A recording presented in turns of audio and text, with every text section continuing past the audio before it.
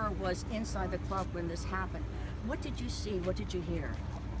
Just the continuous bang of the gun. It was just bang, bang, screaming, a loud noise, and the other guy next to me was shot, and I thought it may have been liquid, but it was blood. And I know that when I turned around to look, that everybody else was falling and dropping, and everyone was screaming. The privacy fence, I know, went down. I crawled out.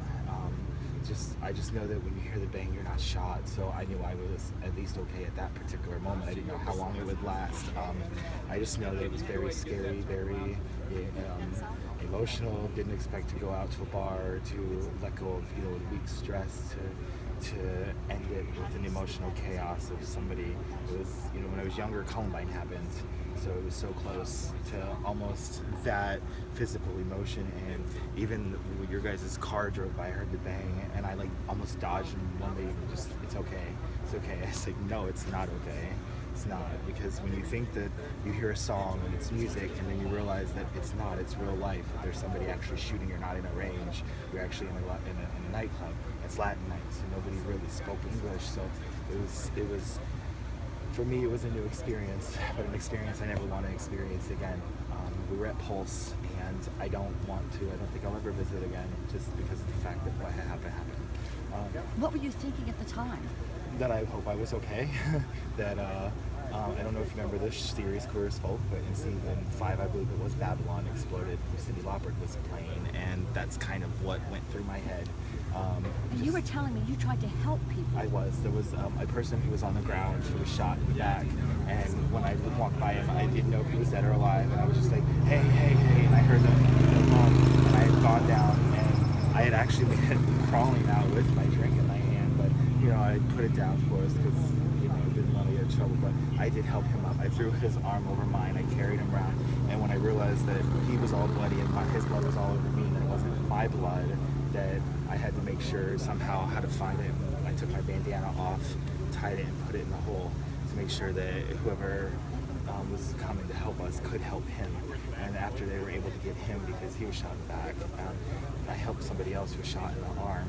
I know she was wrapped, so we did that. We could make sure that she wasn't continuing, because she said she had heart problems. She was having troubles breathing, so I was asking her name, trying to keep her focused on other things rather than her being shot, because I don't know what it's like to be shot, but I know it's devastating and probably hurts. I know that you're very upset, Christopher. When you heard that boom, you started crying. I did, because they evacuated us, told us that there was a bomb threat, and telling us, we gotta go, but seeing all of these bodies that are tagged red and yellow, and trucks with the people that were yellow, that were able to walk and get in these trucks to go to the hospital, and the red tags in the ambulance, and then hearing the explosion, it's just, I did. You were right. I pulled up over there, and I was wanting to hide behind the truck, because I don't even know if it's over, or if they're going to drive by, or I don't know, because it sounded like there was more than one. There couldn't have been just one, because it was continuous. It didn't stop.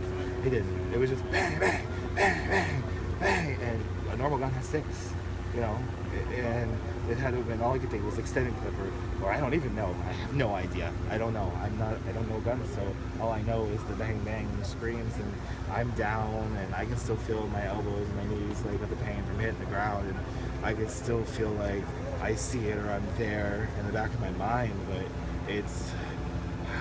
I'm glad I'm okay. And I was going to say, Christopher, we're glad that you're okay as well. So you just heard this very compelling story from Christopher Hansen, and we're waiting for police to tell us more information, and as soon as they do, we will pass it on. Christopher Hansen, he was inside the club.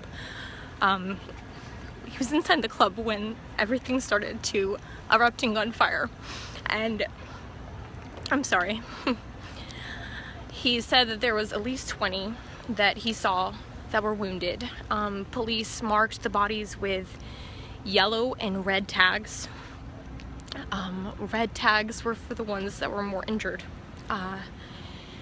He was able to crawl out of the club and make it to safety, but he stayed with 2 different people that he had met. He helped both of them. He said that he had a handkerchief that he wrapped around their wounds. He stuffed a gunshot wound. He stuffed his handkerchief inside. to make sure that this person was okay. A few minutes ago, before this Periscope started, we heard a really, really loud boom coming from the area of Pulse. We have no idea exactly what has happened at Pulse, but Christopher did tell us that there was a bomb threat there. He said that police told him to get out because there was an apparent bomb threat. We have not confirmed that. But the presence since hearing this loud boom has intensified a lot. I'll give you a look-see. You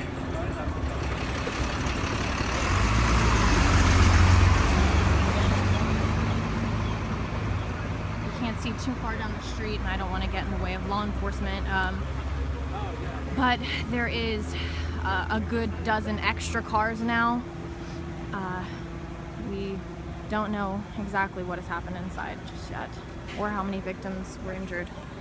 Check back to orlandosentinel.com for updates, and we'll continue keeping everyone updated.